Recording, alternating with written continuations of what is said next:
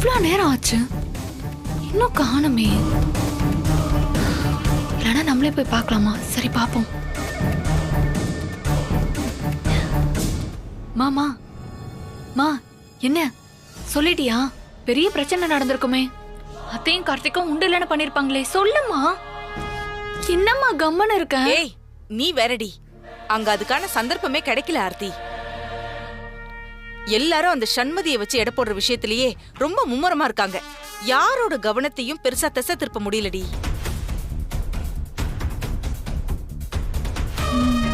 ஆர்த்தி, ஏய், அதுக்காக நீ கவலைப்படாத. அம்மா எப்படியாவது ஏதாவது செஞ்சு உண்மையை சொல்லி கார்த்திக் சண்மதி கல்யாணத்தை நடக்க விடாம பண்ணிடுறேன். இந்த விஷயத்த சண்மதி அம்மா அப்பா கிட்ட உண்மையை சொல்றது ரொம்ப கஷ்டம்னு எனக்கு தோணுது.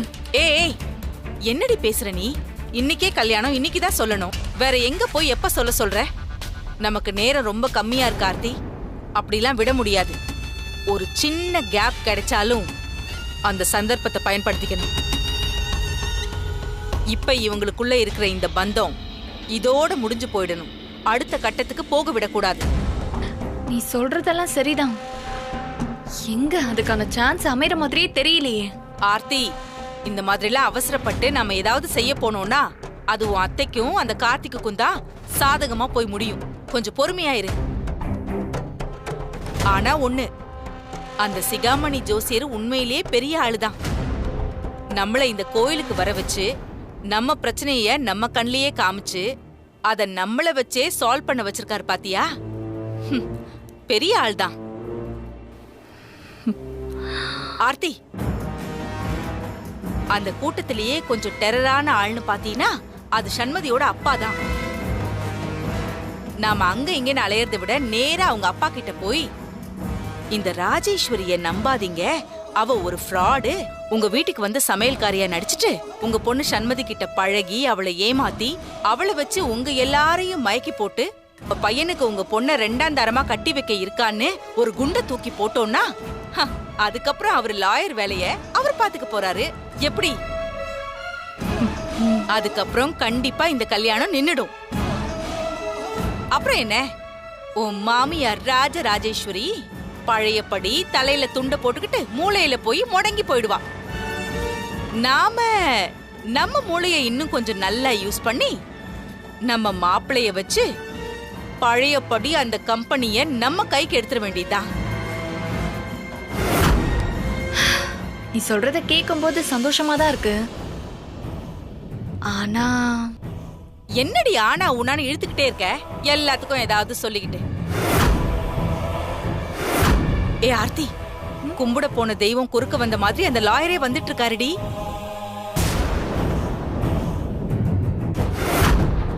வார்த்தி, எல்லாத்தையும் சொல்லி இப்பவே இந்த கல்யாணத்துக்கு ஒரு முடிவு கட்டுறேன். வாடி.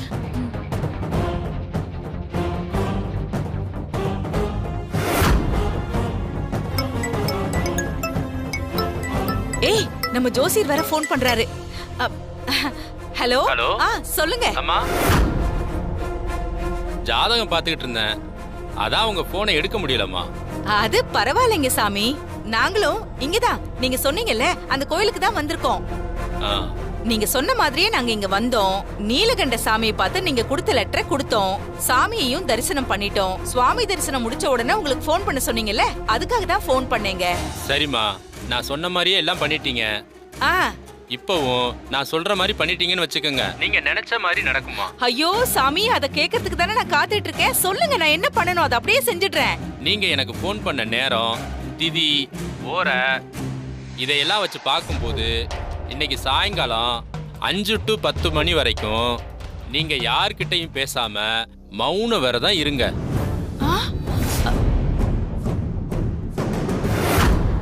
என்ன ஆச்சு?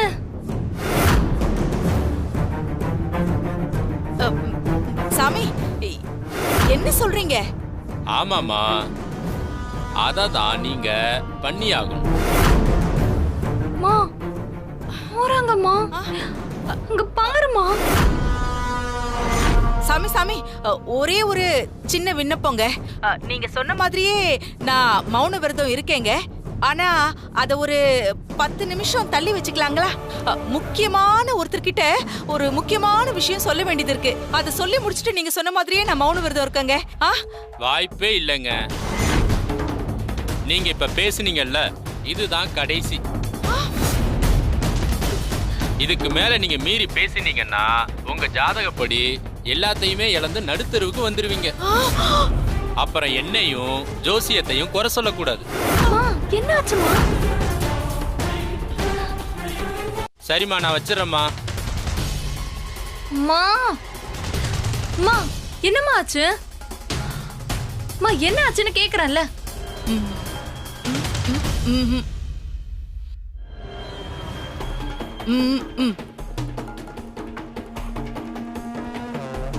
என்னம்மா பண்ற நீ?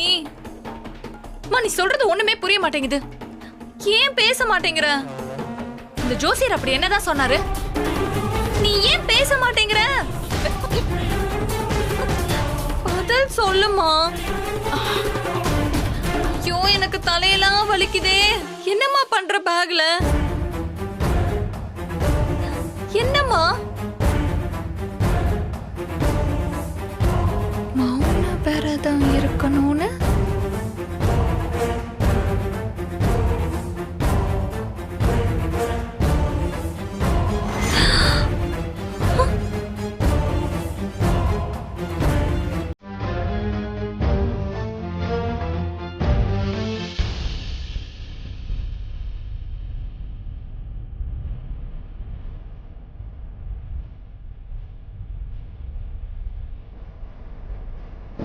எனக்கு என்னமோ கல்யாணத்துக்குள்ள சண்மதி கிட்ட எல்லாத்தையும் சொல்றதுதான் நல்லதுன்னு தோணுது.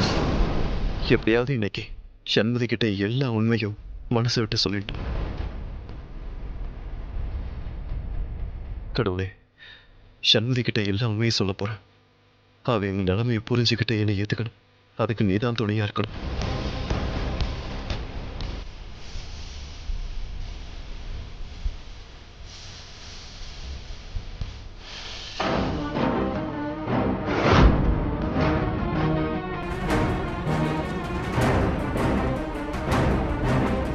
சண்மதி இங்க தனியா இருக்கா. இதுதான் சரியான நேரம்.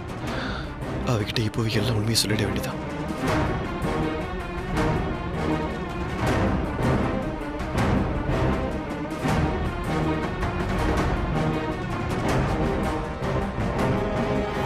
லாயர் மேடம், என்ன பண்ணிட்டு இருக்கீங்க?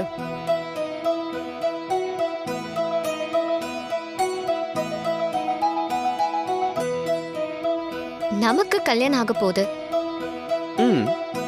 நான் உனக்கு பொண்டாட்டி ஆக போறேன். சாருக்கு அது ஞாபகம் இருக்கா இல்ல மறந்துருச்சா?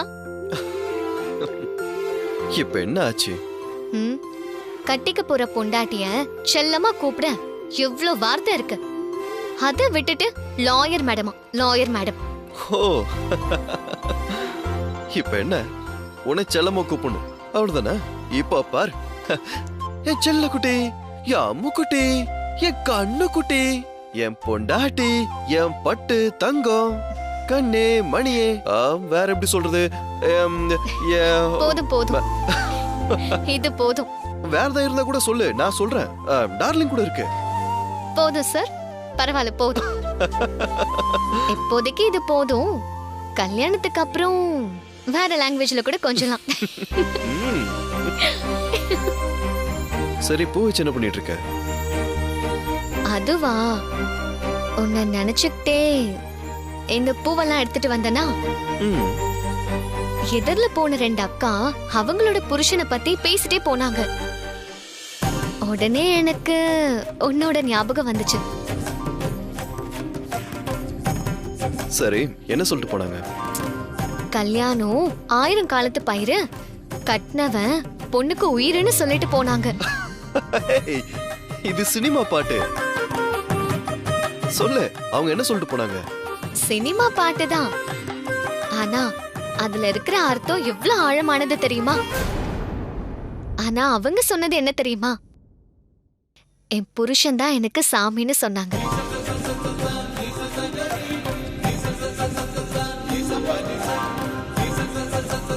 அதான் உன் ஞாபகத்துல இந்த பூவை வச்சு ஒண்ணு பண்ணிட்டு இருக்கேன். என்னன்னு போய் பாரு போ.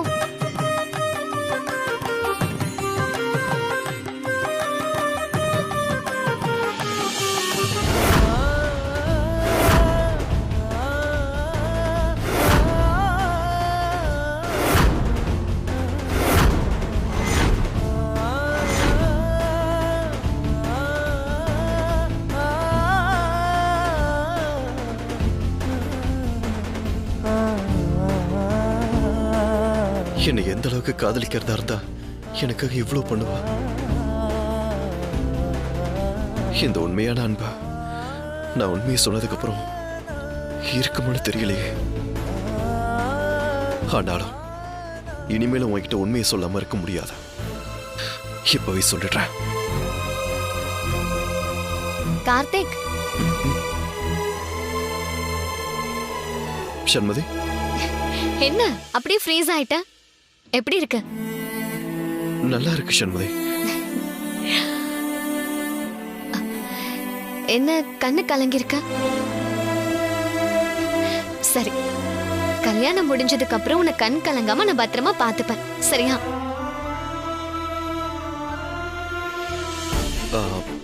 சண்மதி, நான் உங்ககிட்ட ஒரு விஷயம் சொல்லணும். ஒண்ணு என்ன, எவ்வளவு வேணாலும் சொல்லு. இனிமே உன் பேச்சு மட்டும்தான் கேட்க போறேன்.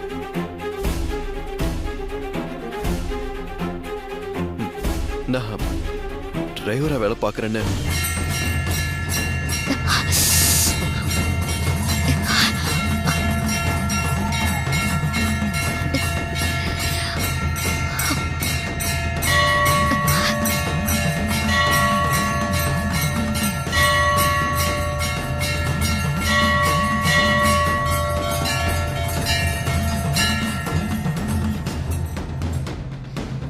எவ்வளவு சத்தம், நான் எதிர்பார்க்கவே இல்லை. பா கார்த்திக், நீ ஏதோ சொல்லணும்னு சொன்னல, ஏதோ டிரைவர்னு சொன்ன. ஆமா சண்மதி, நான் டிரைவரா. சண்மதி, அப்பா அடுத்த வேண்டுதல் பண்ணணும். வாமா மாப்ள, நீங்களும் வாங்க.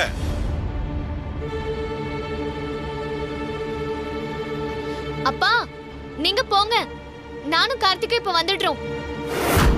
ஏமா, நேரம் இல்லம்மா. சொன்ன நேரத்துக்குள்ள வேண்டுதல் நிறைவேற்றணும். வாங்க. இல்லப்பா, நானும் கார்த்திக்கும் சும்மா பேசிட்டு இருக்கோம். ஏமா, கல்யாணத்துக்கு அப்புறம் 2 பேரும் நிறைய பேச போறீங்க. அப்புறம் பேசிக்கலாம், வாங்க. மாப்ள, நீங்களும் வாங்க. கார்த்திக், எதுவா இருந்தாலும் வேண்டுதலை முடிச்சுட்டு பேசிக்கலாம். சண்மதி,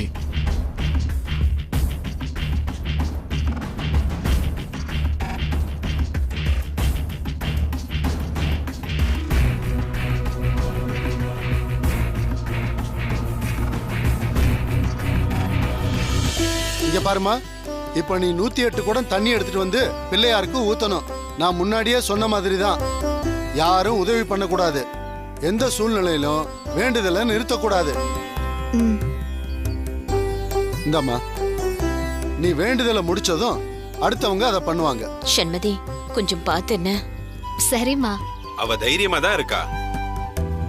நீ போ சண்மதி. சரிப்பா. பார்த்து போமா.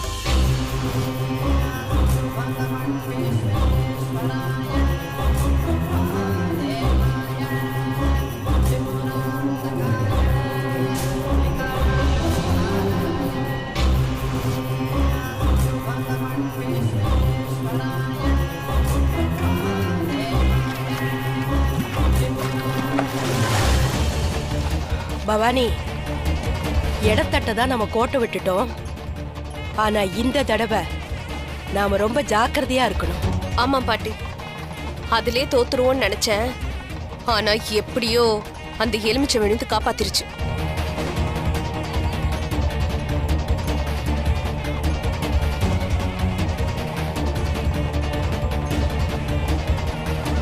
நடந்ததை எண்ணி இனிமே ஒரு பிரயோஜனமும் இல்லை. இனி நாம நடக்க போறதான் பார்க்கணும். அவ 108 குடம் தண்ணி எடுத்து முடிக்கிறதுக்குள்ள அதை தடுக்கிறதுக்கு நாம ஏதாவது பண்ணி ஆகணும். அத பத்தி தான் பாட்டி நானும் யோசிக்கிறேன். ஒரு யோசனை கூட வர மாட்டேங்குது.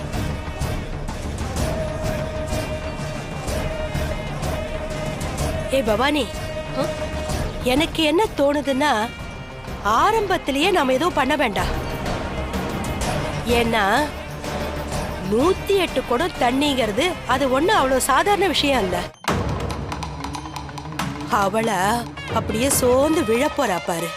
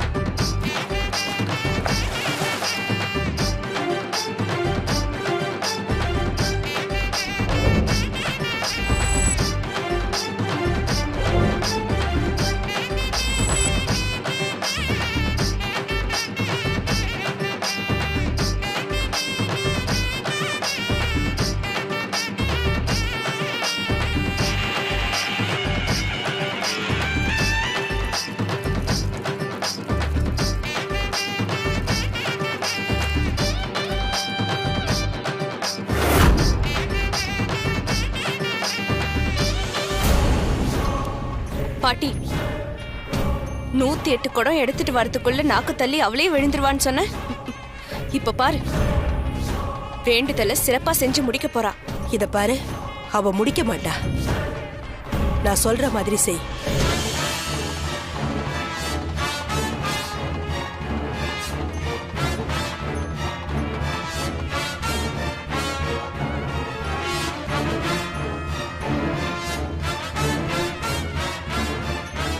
ஏங்க, அவ ரொம்ப கஷ்டப்படுறாங்க.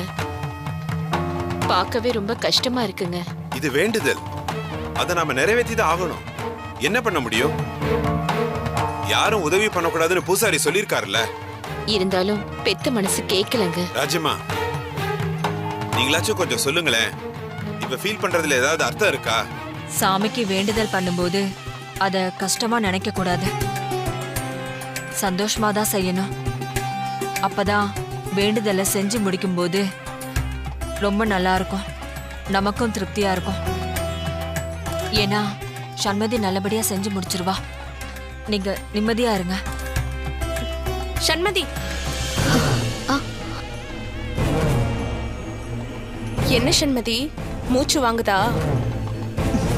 ரொம்ப கஷ்டமா இருக்கா? பரவாயில்ல அண்ணி. நீ ஒன்னும் கவலைப்படாத. இன்னும் 10 குடம் தானே, எல்லாம் நல்லபடியா முடிஞ்சிடும். சரிங்க அண்ணி.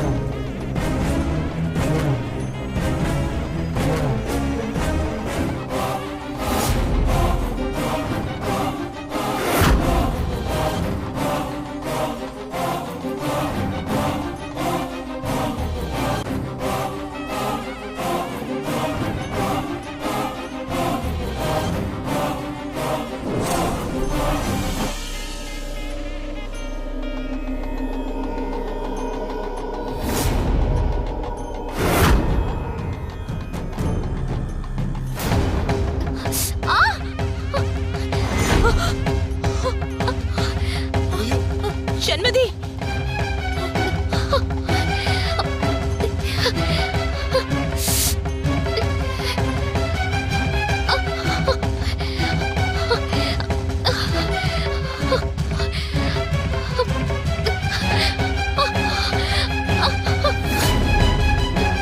சண்மதி,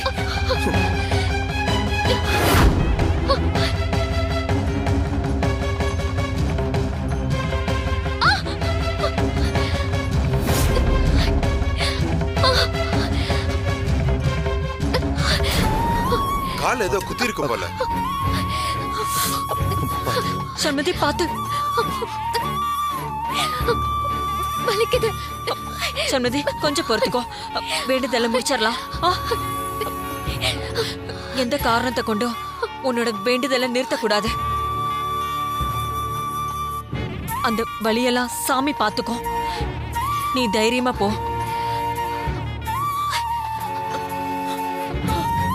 நல்லபடியா இந்த வேண்டுதலை நிறைவேத்திரு. அப்பதான் நினைச்சதெல்லாம் நடக்கும்.